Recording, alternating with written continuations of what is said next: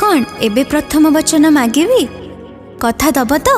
हाँ हाँ माग, मु निश्चय देवी।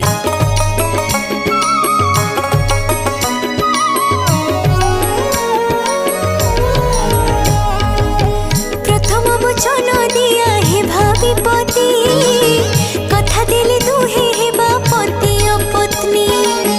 जेबे तुमे तीर्थ व्रत करिण जीव, सेते बेले मोते निश्चय संगरे नब।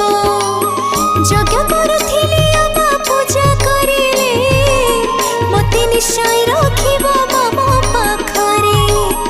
ए वचन दिया को शपथ करिण, प्रथम घेरा